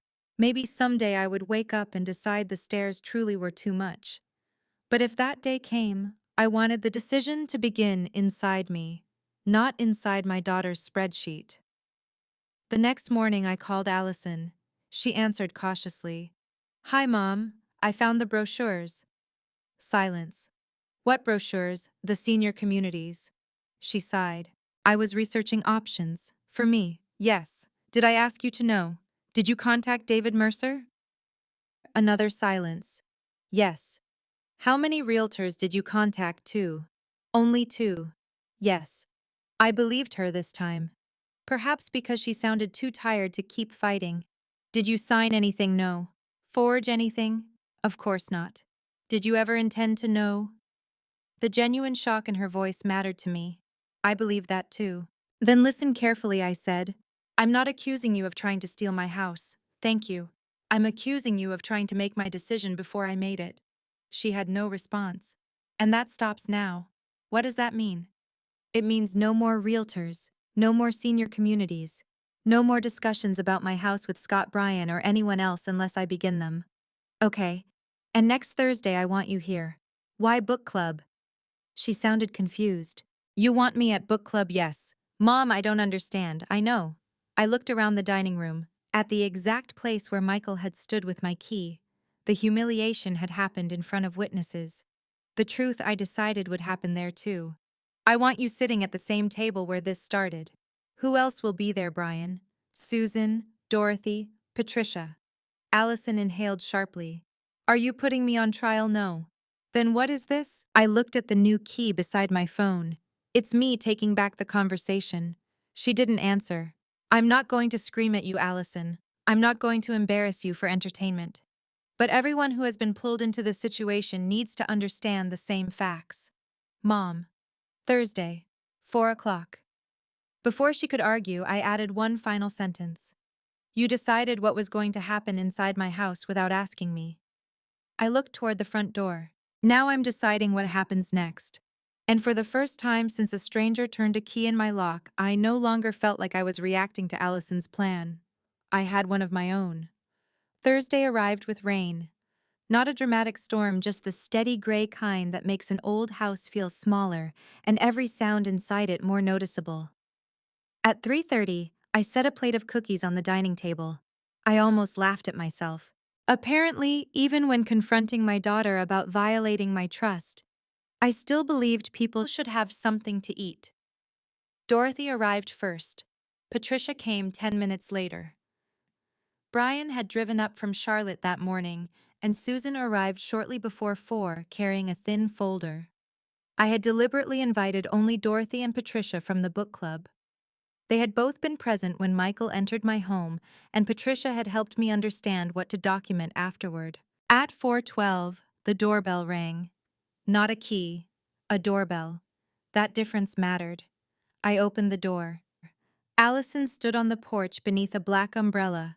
"Hi, come in." She stepped inside and noticed everyone around the dining table. Her expression tightened when she saw Susan. "I thought this wasn't a trial." "It isn't. It looks like one." Susan spoke calmly. "I'm here because your mother asked me to clarify the legal facts. Nothing more." Allison sat. Nobody touched the cookies. I remained standing for a moment. Then I reached into my pocket. I placed the old blue-ringed key in the center of the table. The same key Michael Turner had returned to me. Allison stared at it. "This is where it started," I said. "No, Mom." Her answer surprised me. "This started before that." I pulled out my chair. "You're right." For the next 20 minutes, I reconstructed everything. Not dramatically, chronologically.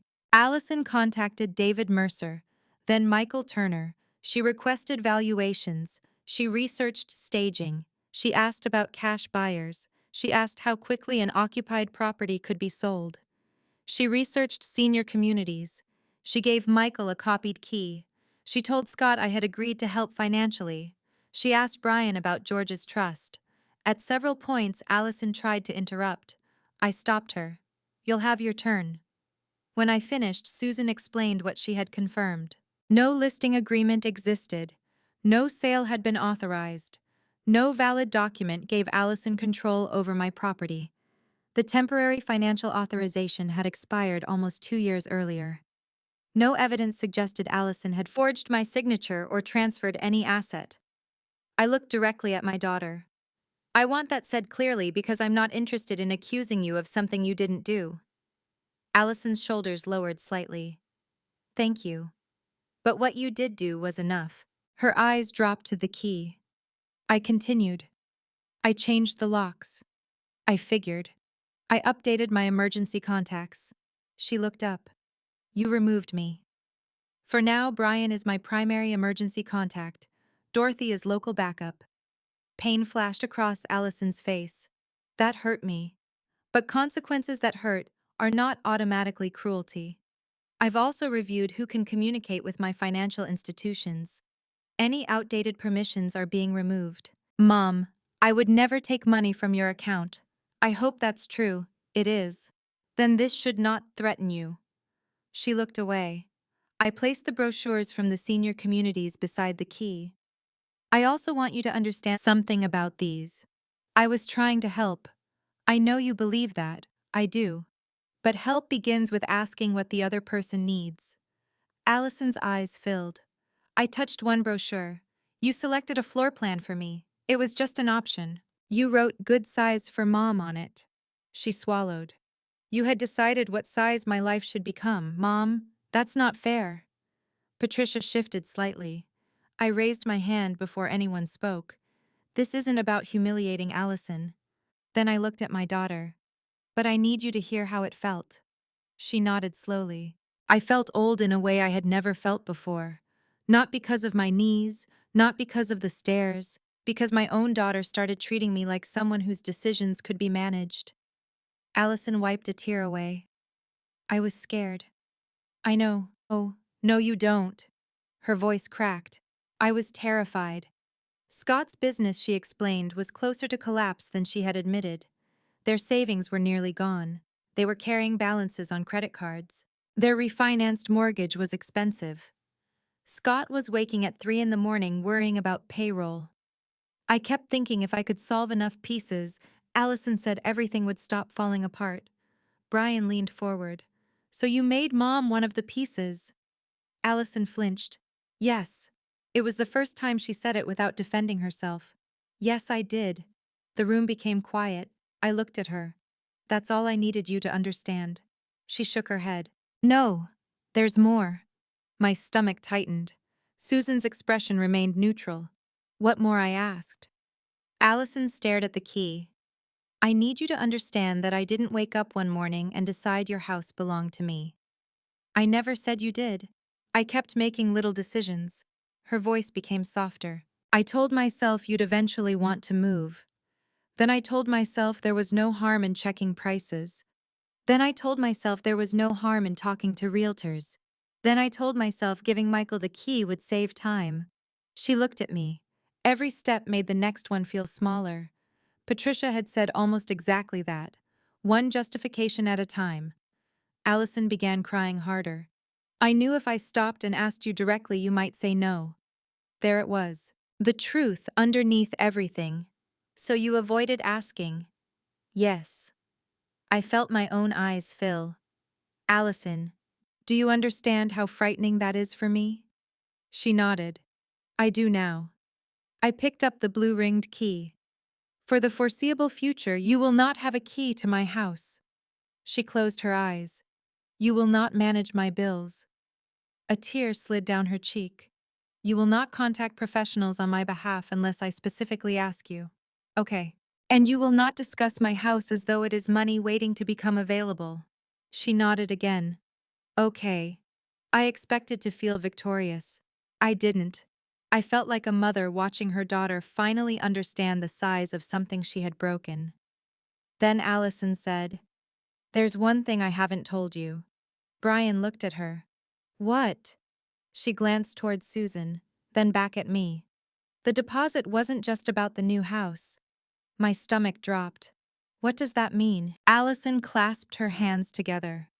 Scott's business needed refinancing. We were trying to consolidate some of the debt and keep the company alive. You told me that. I didn't tell you everything. I waited. She struggled to speak. Finally, she said I told someone we had family assistance coming. Susan leaned forward slightly. What exactly did you promise? Allison looked terrified. Not Mom's house. I never pledged the house. Then what? I said we expected money from family. How much? Brian asked. I didn't give a guaranteed amount. My voice came quietly. But you made them believe it was certain. Allison nodded. I felt the last pieces fall into place. The urgency. The end-of-month deadline. The obsession with closing quickly. You weren't just hoping I would help, I said. No. You needed me to help because you had already told someone I would. She covered her face.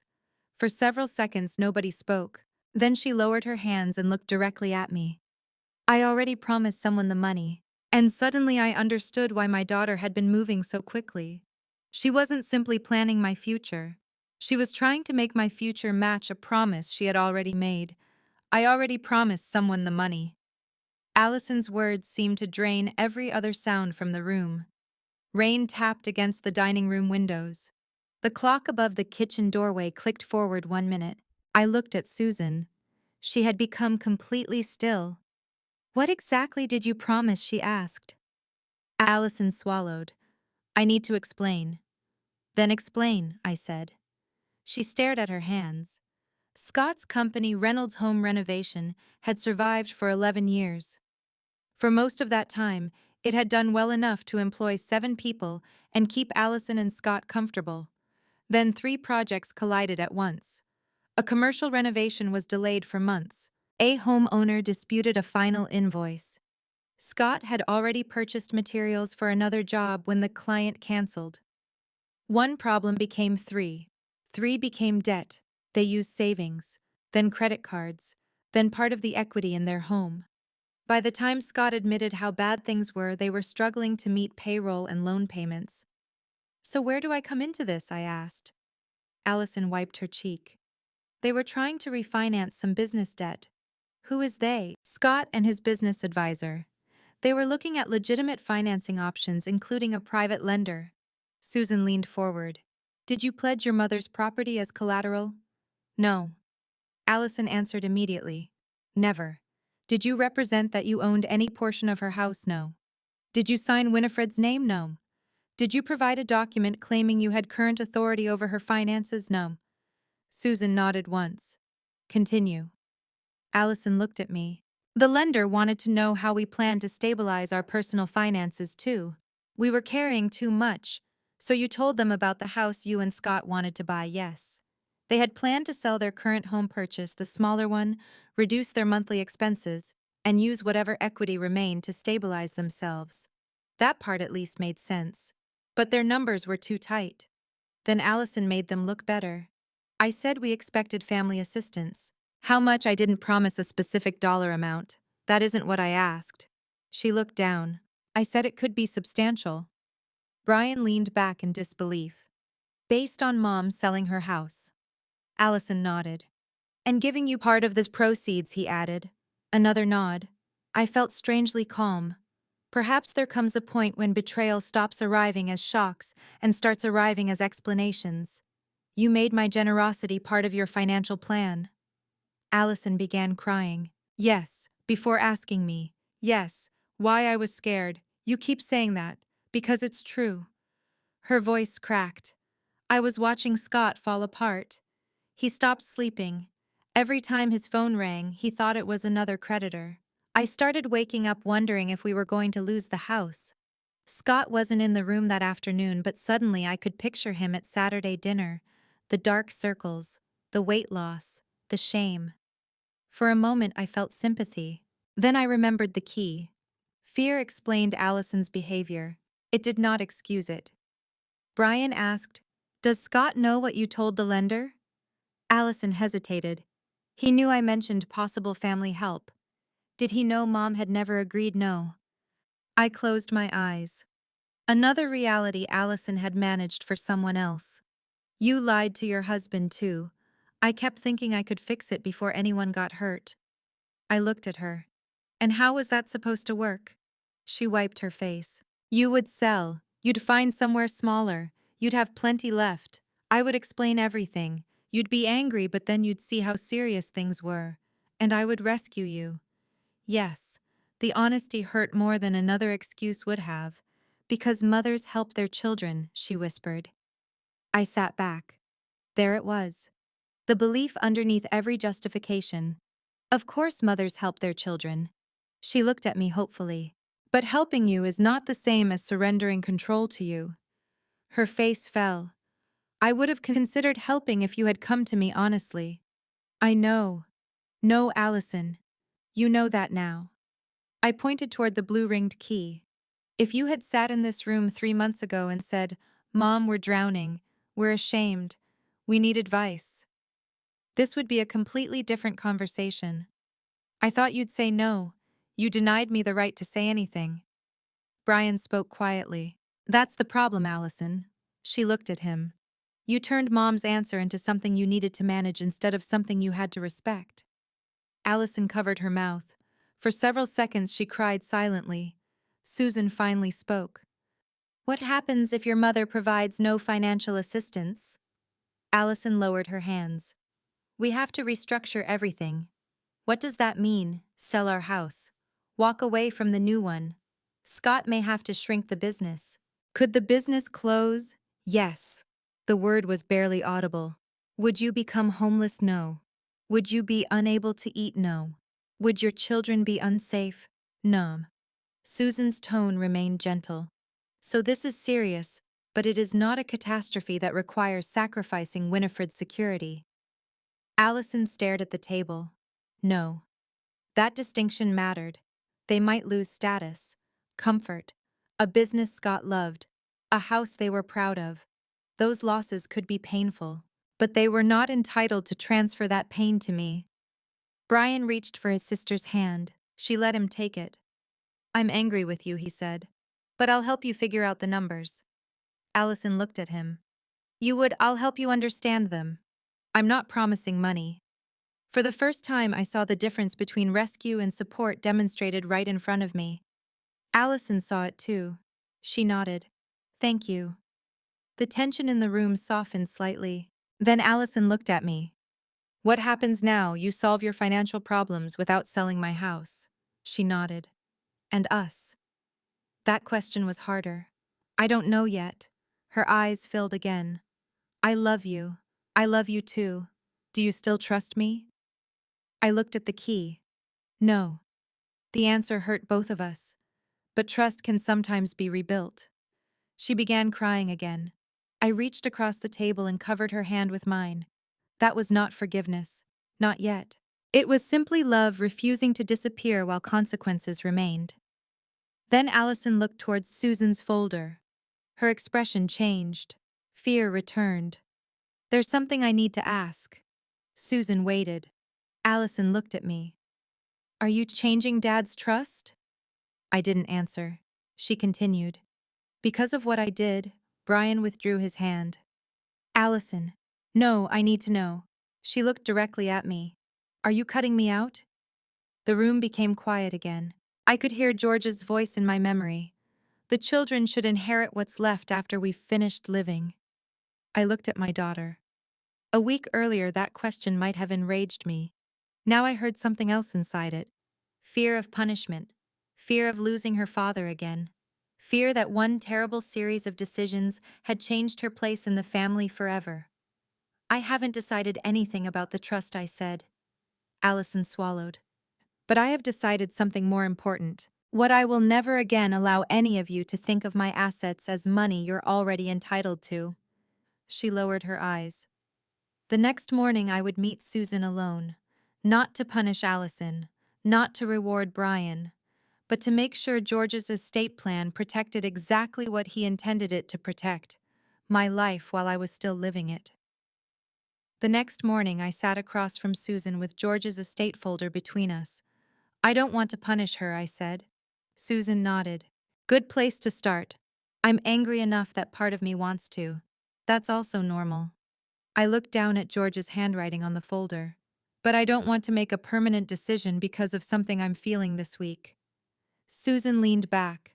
That is exactly why people should review estate plans when they're calm, not use them as weapons during family conflicts. The word weapons stayed with me. That was what I wanted to avoid. Allison had treated my house like a solution to her financial problems. I did not want to respond by treating inheritance like a leash around her neck. So what do I actually need to change? Susan opened the trust summary. First, we separate two questions. 1. How do you protect yourself while you're alive? 2. What do you want to happen after your death? I nodded. The first matters more. Susan smiled. George would agree. We spent nearly 2 hours reviewing everything. The trust, my investment accounts, beneficiary designations, emergency contacts, household accounts, insurance, the house itself. What surprised me most was how little needed dramatic alteration. George's plan was already designed around one simple principle. My security came first. Brian and Allison were eventual beneficiaries. Eventual. That word suddenly mattered. They did not own a percentage of my current life. They had no right to calculate what might someday remain. Susan recommended strengthening the administrative boundaries, so there could be no confusion about who could request information or act on my behalf. Any future assistance to either child would be documented as exactly what it was. A gift if I chose to make one. Not an advance they could demand. Not an expectation. Not evidence that they controlled anything else. What about Allison's inheritance, I asked. That is your decision. What would you do? Susan smiled. You're not paying me to decide which child deserves your money. I laughed despite myself. No. Then ask yourself what outcome you want. I thought about Allison at 7 running into my bedroom during thunderstorms. At 17 crying because she didn't get into the college she wanted. At 28 handing me my first granddaughter in a hospital room. Then I thought about Michael turning my key. Both versions of my daughter were real. That was difficult to accept. People want betrayal to transform someone into a villain because villains are easier to understand. But Allison was still the woman who called me every Mother's Day. Still the daughter who sat beside George during chemotherapy. still the person who had made a terrible chain of selfish decisions because fear convinced her she was entitled to control an outcome.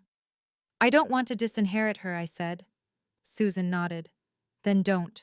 I also don't want her thinking she can behave this way without consequences. Those are separate things. I looked at her. Susan continued. You already changed the locks. You changed permissions. You removed her from financial responsibilities. You told her she cannot plan around your property. Those are consequences. She tapped the trust folder. Inheritance does not have to become another one. That afternoon I called Brian. He had stayed in Richmond overnight. We met at a coffee shop. I'm not cutting Allison out, I told him. Brian stirred his coffee. Okay, you don't sound surprised. I'm not. Why? Because your mom. I smiled. Then he became serious. But you're changing things, administrative protections. Nothing that turns this into you versus her. Brian nodded. Good. I studied him. And you should understand something too.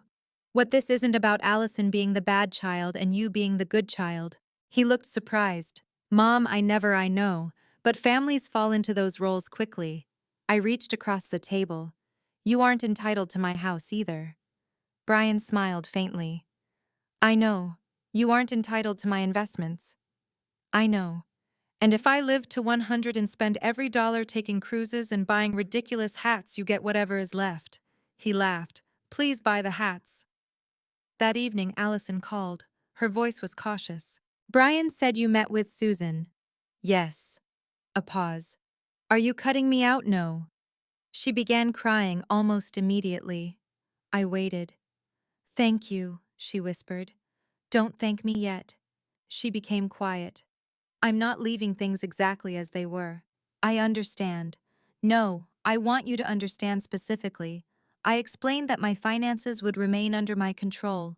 Future distributions would be handled according to clear terms. Nobody would treat my assets as an advance inheritance. Nobody would pressure me to sell property to create liquidity. And nobody would make plans based on what they expected to receive after my death. I'm not punishing you by keeping what belongs to me, I said. Allison inhaled shakily. I know. Do you? I'm starting to. Then she told me what she and Scott had decided. They were walking away from the newer house. The deposit arrangement was dead. They had spoken honestly with the financing professionals and corrected the impression that family assistance was certain. They were putting their current house on the market. Their house, I asked. Yes. What about Scott's business? He's downsizing. 3 employees had already found other work. Scott was selling equipment they no longer needed. They were negotiating repayment terms and cutting personal expenses. It's going to be ugly for a while, Allison said. I'm sorry. I know. Then she added something I had not expected. But it's ours to fix. I closed my eyes. That sentence meant more to me than any apology she had given. Yes, I said softly. It is. I wish I'd understood that before. So do I. There was silence between us. Not comfortable, but not hostile either. Can we have lunch sometime? She asked. Eventually. The word hurt her. I could hear it. But rebuilding trust because someone feels sad is not rebuilding trust. It is avoiding discomfort. I need time. I understand. After we hung up, I sat alone in the living room. George's photograph stood on the mantel. For days I had imagined justice as some dramatic moment where Allison finally lost something. But that wasn't justice. Justice was Allison selling her own house instead of mine. Justice was Scott restructuring his own business instead of using my security to preserve it. Justice was me remaining in my home without apologizing. And perhaps most importantly, justice was refusing to become cruel simply because someone had been unfair to me. 3 weeks passed. Allison and I exchanged short messages. Good morning. Hope you're doing okay. Doctor appointment went well. House showing tomorrow. Nothing deep. Nothing repaired. Then one Monday afternoon, I found an envelope in my mailbox. My name was handwritten across the front. Mom. I recognized Allison's handwriting immediately. There was no return address, just my name. I carried the envelope inside, placed it on the kitchen table, and stared at it. I wanted to open it. I was also afraid to. because apologies are easy when people want something back, and I still didn't know whether Allison wanted her mother back or access to the life her mother had finally protected. So I left the letter unopened, for 1 day, then 2, then 3. On the third morning I opened Allison's letter. I did it at the kitchen table with a cup of coffee beside me and George's photograph on the windowsill. The envelope contained 4 handwritten pages. No legal language, no explanations about property values, no numbers. The first line said, "Mom, I keep trying to find the moment when concern turned into entitlement." I stopped reading. That word, entitlement, not misunderstanding, not mistake, not good intentions. She had finally named it. I continued. Allison wrote that after Scott's business began struggling, she became obsessed with preventing their life from changing. At first, she cut expenses. Then she moved money between accounts. Then she started researching ways to reduce their mortgage. Each solution failed to solve enough. That was when she began thinking about me. She remembered my complaints about the stairs, the yard, property taxes. She took those complaints and turned them into permission. I told myself you would sell eventually anyway. The next sentence hurt even more. Then I started treating eventually like money I could use today. I put the letter down. For several minutes I watched sunlight move across the kitchen floor. That was exactly what had happened. My future had become part of Allison's present. I picked up the letter again. She apologized for giving Michael the key, but she said that was not the part she was most ashamed of. I can return a key, Mom. I can't pretend I didn't start believing your future mattered less than my emergency. My eyes filled. I read the sentence twice, then a third time. Allison explained that she and Scott had accepted an offer on their house. They were moving into a rental townhouse for at least a year. The newer house they wanted was gone. Another buyer had purchased it. Scott had sold one truck and several pieces of equipment. His company would continue on a smaller scale. No new expansion, no expensive office, no pretending they could preserve everything. She wrote that they had corrected the misleading impression about expected family assistance. They would solve their debt without money from my home. Then she wrote something I had not expected. I started counseling. I stared at the words. Allison said she wanted to understand why asking me for help had felt more frightening than taking steps that assumed my help. Her counselor had asked a question. What did you believe your mother owed you because she loved you? Allison wrote that she had cried for nearly 20 minutes. I cried reading it. At the bottom of the 4th page she wrote, "I hope you forgive me someday. But I'm trying to understand that forgiveness is not something I get to schedule either." That sentence decided it. I called her. She answered immediately. "Mom, I read your letter." Silence. "Okay. I'd like to see you." Her breath caught. "Really?" "Yes." "When tomorrow? I can come over." "No." The word came out quickly. She went quiet. "Not yet," I said. "I understand. Let's meet somewhere." We chose a small cafe near Bird Park. I arrived first. Allison came 5 minutes later. She stopped beside the table. For a second, neither of us knew whether to hug. Then I stood. We hugged. It was awkward, careful. Nothing like the automatic embrace we had shared for 39 years. But it was real. We sat. "How are you?" I asked. Allison gave a small laugh. "That feels like a complicated question." "Try." "Tired, embarrassed, relieved, relieved." That everything finally stopped. I understood. Sometimes the collapse of a lie brings relief because maintaining it was exhausting. "How is Scott better?" "Angry with you." "Yes."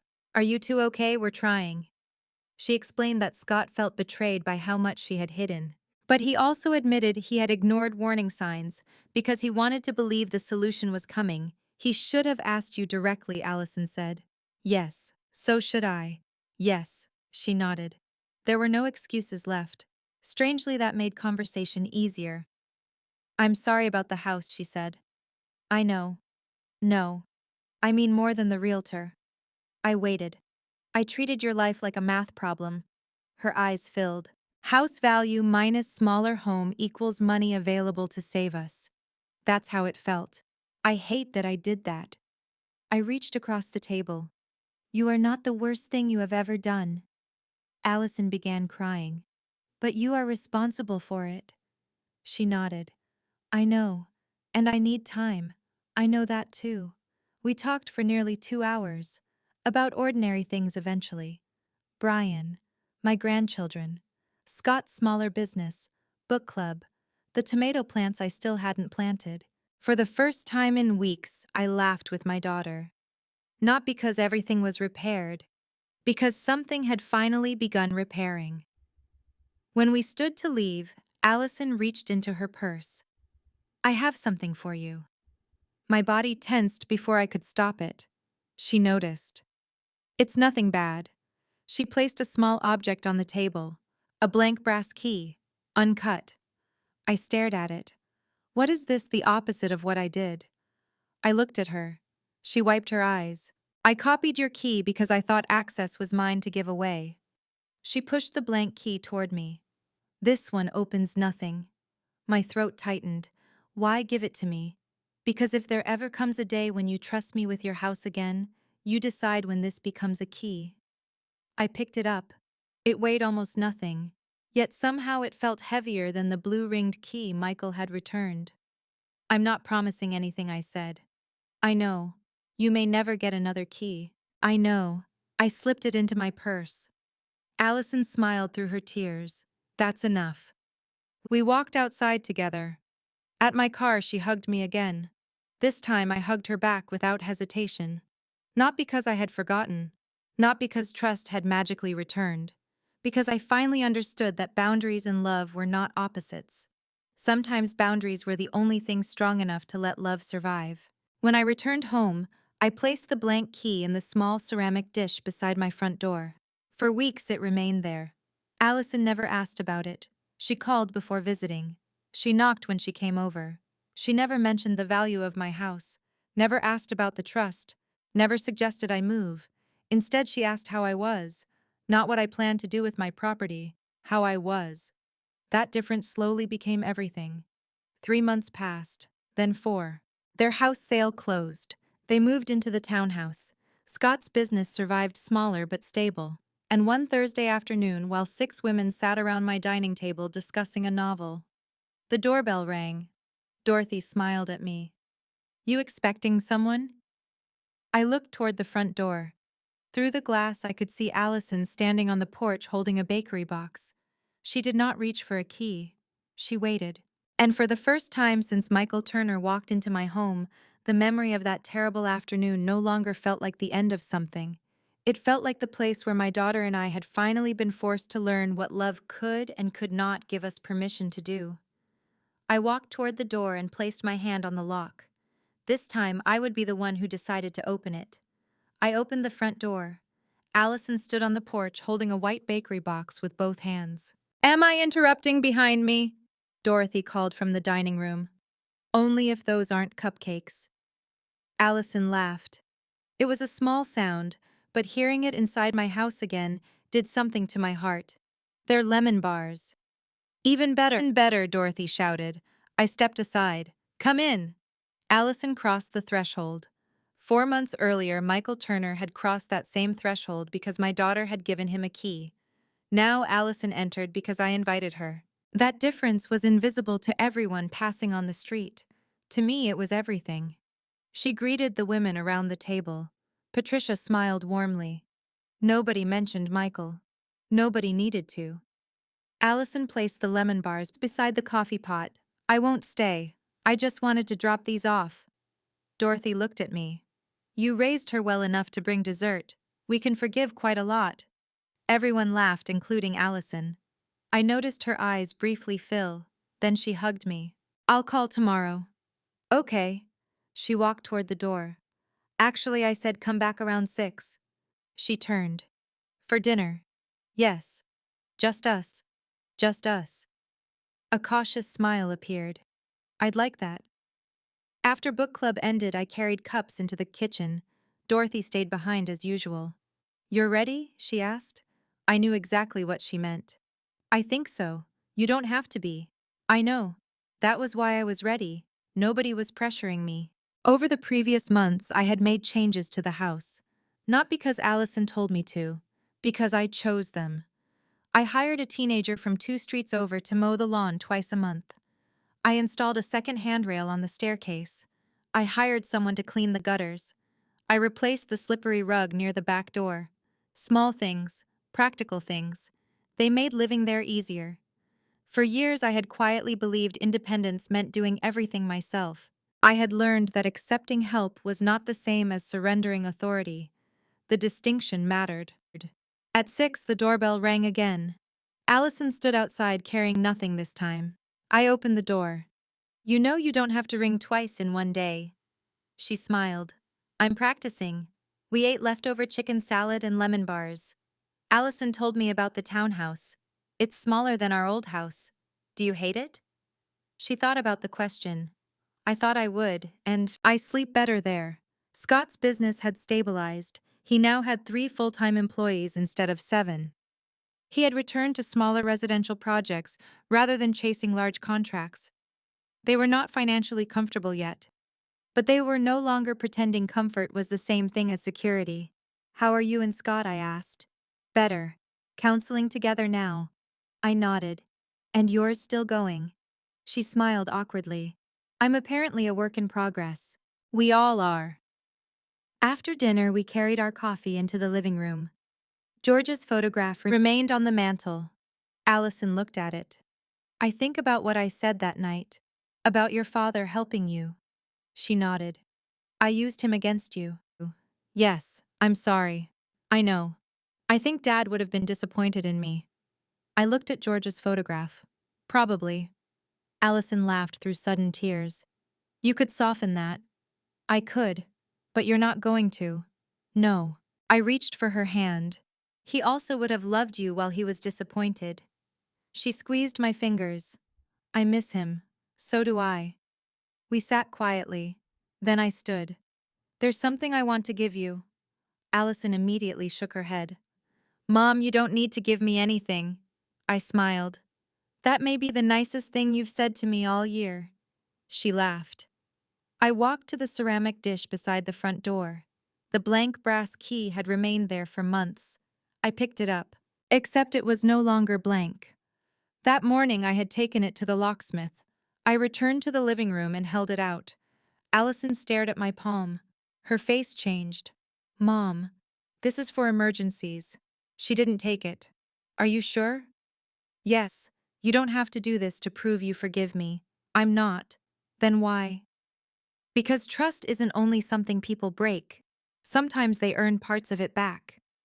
Her eyes filled. I don't know what to say. Say you understand what this key means. She looked at it. Emergency access. Yes. Not permission to make decisions. Yes. Not permission to give it to anyone. Definitely. A tear rolled down her cheek. I placed the key in her palm and closed her fingers around it. A key means I trust you to enter my home, I said. It never means you own my choices. She began crying. Then she hugged me. I understand. This time I believed her. That didn't mean I believed nothing could ever go wrong again. Forgiveness is not amnesia. Trust is not blindness. And families do not become perfect because everyone finally learns the right lesson. But something had changed. Not just in Allison, in me. Before all of this, I had believed boundaries were things you created when love failed. Now I understood boundaries could be how love survived. I did not sell my house. Maybe someday I will. If I do, I might choose a smaller place. I might even choose one without stairs. But that decision will begin with me. Allison and Scott solved their financial problems without using my home. They sold their house. They downsized. Scott accepted that saving his business meant making it smaller. Allison accepted that loving her mother did not give her a claim on her mother's property. Brian stopped worrying that the family would permanently fracture, and I stopped feeling guilty for protecting what George and I had spent a lifetime building. A month later, book club met again. We were halfway through a discussion when the doorbell rang. I smiled before I even stood. Through the window, I could see Allison. She had a key now. She could have used it. But she was standing on the porch waiting. I opened the door. You have a key, I reminded her. I know. Then why are you knocking? She smiled. Because I knew you were home. Such a small answer. But I understood what she was really saying. Having access did not mean assuming permission. I stepped aside. Come in. That evening, after everyone left, I stood alone in the doorway. I thought about the afternoon Michael Turner had unlocked that same door. I had believed the worst thing my daughter could take from me was my house. I had been wrong. The real danger was losing authority over my own life while everyone called it concern. But I had learned something else too. I didn't have to lose my daughter to keep my independence. I only had to stop confusing love with permission. And Allison had to learn the same thing. I closed the door gently. This time I did not feel trapped behind it. I felt safe inside it. I felt respected. And most importantly, I still felt like myself. Ketluk Fan 15. There is something I learned from all of this that I wish more families understood before money, property, aging, and fear forced them to learn it painfully. Your parents' possessions are not your early inheritance. A house does not become yours because you expect to inherit it someday. Savings do not become family money simply because your mother is getting older. And concern does not become permission just because you believe you know what is best. Getting older should not mean becoming invisible inside your own life. There may come a day when we need more help. We may need someone to drive us, manage the yard, explain paperwork, or sit beside us at a doctor's appointment. Accepting that help does not mean surrendering our voice. And if you are the parent, remember this too. Saying no to your adult children does not mean you have stopped loving them. Sometimes saying no is what allows them to become responsible for themselves. I could have sold my house and rescued Allison. Maybe that would have made her immediate problem disappear. But another problem would have remained. She would have learned that fear justified crossing my boundaries. Instead, she and Scott faced their own consequences. And because I did not turn my anger into revenge, there was still a relationship left to rebuild. Forgiveness did not mean handing Allison a new key the next morning. It meant leaving the possibility open while she earned my trust again. That is the difference between forgiveness and permission. One frees your heart. The other determines who gets access to your life. If you were in my place, would you have eventually given Allison another key? Or would that boundary have remained permanent? Tell me what you think in the comments. I would especially love to hear from anyone who has ever had to set a difficult boundary with someone they deeply loved. And tell me where you're watching from and what time it is where you are. If this story meant something to you, please like the video and subscribe for more stories about family, betrayal, dignity, consequences, forgiveness, and the strength it sometimes takes to protect yourself without losing your heart.